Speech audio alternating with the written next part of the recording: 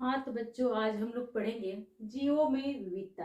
9th class का biology का ये चैप्टर है। इसके पहले का मैं पूरा कंप्लीट करवा चुकी हूँ। 10th का पूरा बायोलॉजी का पूरा सिलेबस मैं खत्म करवा चुकी हूँ और अब 9th में ये बचा हुआ था, जीवों में विविधता। तो इस चैप्टर का नाम है जीवों में विविधता। इसके नाम से ही आप लोग ये अर्थ निकालेंगे कि जीवों में कितनी विविधताएं है, कितनी वेराइटी है, उसी के बारे में अध्ययन करना है कि इतना ज्यादा वेराइटी, इतनी ज्यादा संख्या में विविधताएं हैं, विभिन्नताएं हैं, उसे हम लोग अध्ययन कैसे करेंगे। इसके ये बात वैज्ञानिक के मन में, किसी के भी मन में आ सकता है कि कैसे इसका अध्ययन एक साथ हम लोग कर सकते हैं। तो आज हम लोग इसी के बारे में पढ़ेंगे कि जीव, देखिए जैसे कि पेड़ पौधे हैं। एक पेड़ का एक दो पत्ता अगर तोड़िएगा तो वो दो पत्ता में भी एक समानताएं नहीं पाई जाती है। दो पत्ता को भी अगर ध्यान से देखा जाए तो कुछ न कुछ विभिन्नताएं उसमें होती ही हैं। और इसी तरह इंसान है, बहुत सारे जीव जंतु हैं इस धरती पर। इतनी ज्यादा जीव जंतु संख्या में पाई जाती है, इतनी ज्यादा वैरायटी पाई जाती है, तो उसे ही हम लोग उसे कैसे अध्ययन करेंगे। तो उसके लिए क्या करने की जरूरत है, जीवों की वर्गीकरण करने की जरूरत है ना। वैज्ञानिकों ने सोचा कि किस प्रकार सभी जीवों का हम लोग अध्ययन कर पाए। क्यों अध्ययन करने की क्यों जरूरत है, सभी जीवों के अध्ययन करने की जरूरत क्यों है? इसलिए है कि इतनी ज्यादा संख्या में पेड़ पौधे हैं, इतनी ज्यादा संख्या में जीव जंतु है, तो हमें इसके इम्पोर्टेंस का पता कैसे चलेगा कि कौन मेरे लिए लाभदायक है और कौन मेरे लिए नुकसानदेह है ना। तो इसको पता करने के लिए हमें तो उसका अध्ययन करना जरूरी है। तो इसके लिए जीवों को बहुत सारे विभिन्न विभिन्न वर्गों में बांटा गया है, जिसे बोलते हैं जीवों का वर्गीकरण। तो वर्गीकरण का जनक किसे बोलेंगे? वर्गीकरण का जनक यानी फादर ऑफ टेक्सोनोमी बोलते हैं कैरोलस लिनियस को। किसको बोलते हैं? कैरोलस लिनियस को। लिनियस को इन्होंने भाई कैसे बांटा? पहले देखिए, पहले शुरू में तो जीवों को दो भागों में बांट दिया गया, एक पेड़ पौधा और एक जीव जंतु। तो क्या सारे जीव जंतु एक जैसे हैं? नहीं। क्या सभी पेड़ पौधे एक जैसे हैं? नहीं। पेड़ पौधों को किस वर्ग, क्यों पेड़ पौधों को अलग रखा गया? क्योंकि पेड़ पौधे जो है अपना भोजन स्वयं बनाते हैं, है ना। और वो जीव जंतु को अलग इसलिए रखा गया कि जीव जंतु जो है अपना भोजन स्वयं नहीं बनाते हैं, वो पेड़ पौधे के बने बनाए भोजनों पर वो निर्भर रहते हैं। तो जो अपना भोजन स्वयं नहीं बनाता है उसे जीव जंतु की श्रेणी में रख दिया गया, और जो अपना भोजन स्वयं बनाता है उसे पेड़ पौधों की श्रेणी में रख दिया गया। तो इससे भी क्लियरिफाई नहीं हुआ, इससे भी हम लोग पूर्ण रूप से नहीं जान पाएंगे। क्या एक जीव का अध्ययन करने के बाद क्या पता चल जाएगा कि अगर मनुष्य का अध्ययन करते हैं आप तो बकरी और घोड़े को के बारे में जान सकते हैं? नहीं जान सकते हैं, क्योंकि वो अलग अलग कैरेक्टरिस्टिक है, अलग अलग उसकी पहचान है और विभिन्नताएं हैं, है ना। तो इससे पुनः विभाजित करने की और पुनः वर्गीकरण करने की जरूरत पड़ी। देखिए, पहले हम लोग इस चैप्टर में पढ़ना है व्हिटेकर के 5 जगत। व्हिटेकर वैज्ञानिक है। व्हिटेकर ने पूरे जीव जगत को 5 वर्गों में बांटा। पहला मोनेरा, दूसरा प्रोटिस्टा, तीसरा फंजाई, चौथा प्लांटी और पांचवा एनिमेलिया।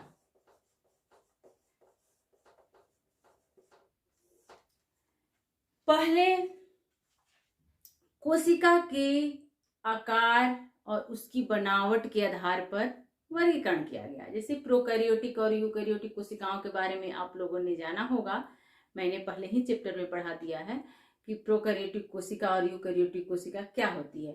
तो प्रोकैरियोटिक कोशिकाएं जितनी है, प्रोकैरियोटिक कोशिकाएं वो यूनिसेलुलर होगी, यानी वन सेल की बनी हुई होती है। तो एक कोशिकीय और प्रोकैरियोटिक कोशिका की बनी हुई जितनी भी जीव जंतु हैं या वो पेड़ पौधा हो, उसको किस में रखा गया है?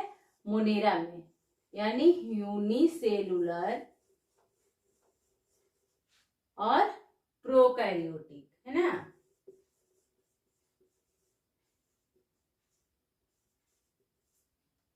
यूनिसेलुलर और प्रोकैरियोटिक जितनी भी जीव जंतुएं हैं और उससे बनी हुई जितनी भी जीव जंतु है, उसको किस वर्ग में रखा जाएगा?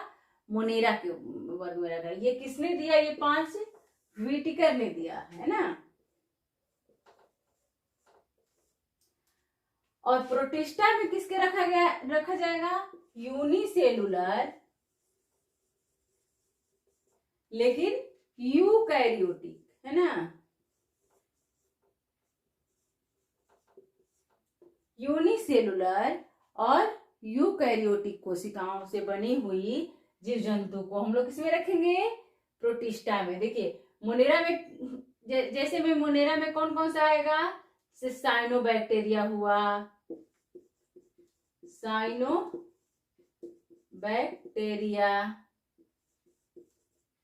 साइनोबैक्टीरिया और बहुत सारे एकदम सूक्ष्म जीव जो सिर्फ पूर्ण विकसित कोशिकाओं के नहीं बने होंगे, है ना, इसमें आएंगे। प्रोटिस्टा में आएगा यूग्लिना, प्रोटोजोआ, ये सारे प्रोटिस्टा में आएंगे। अब देखिए फंजाई एक अलग वर्ग बनाया गया। क्यों बनाया गया? जैसे दो जगत में, पूरे जीव जगत को शुरू में तो 2 जगत में बांटा गया था, लेकिन एक ऐसा भी वर्ग मिला जो न अपना भोजन बनाता है और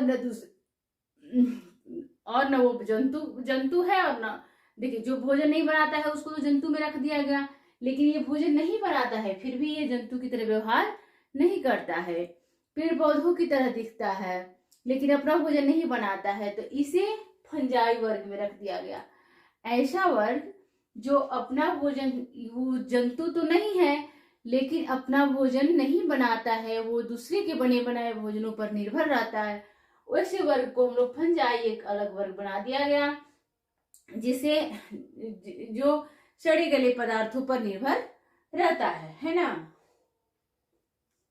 तो जैसे मशरूम, आप लोग अभी सीजन में दिख रहा है मशरूम एक प्रकार का क्या है? एक प्रकार का फंजाई है।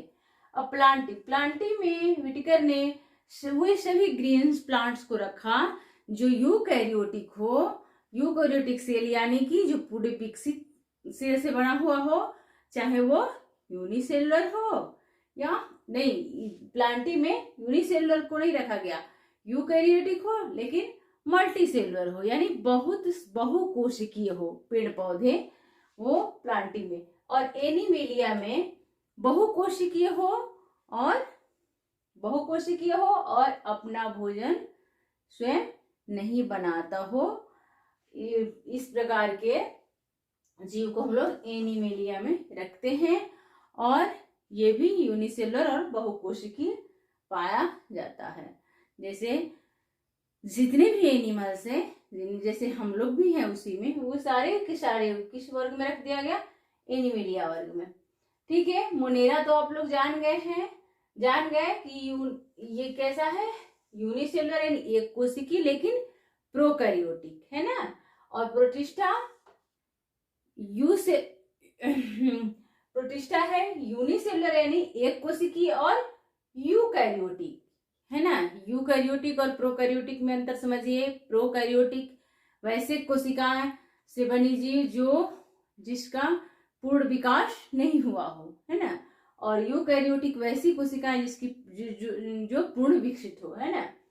और फंजाई में वे सभी प्लांट्स नहीं कर सकते उसको, जो अपना भोजन स्वयं नहीं बनाता है, सड़े गले पदार्थों पर निर्भर रहता है और वो जंतु की तरह भी व्यवहार नहीं करता है ना। वैसे जैसे गोबर छत्ता वगैरह देखे होंगे आप लोग, फफूंदी वगैरह, ये सारे फंजाई के अंदर आते हैं। प्लांटी में सारे प्लांट्स और एनिमलिया में सारे एनिमल्स आते हैं, है ना। तो ये तो छोटे छोटे वर्ग हैं, लेकिन प्लांटी और एनिमलिया बहुत बड़ा बड़ा है। इसलिए कि प्लांट्स जो आप लोग देखते हैं, पौधे जो देखते हैं, वो बहुत ही एक तरह से बृहद पैमाने पर उसकी संख्या, उसकी वैरायटी पाई जाती है, और जंतुओं की भी बहुत सारी संख्या और वैरायटी पाई जाती है।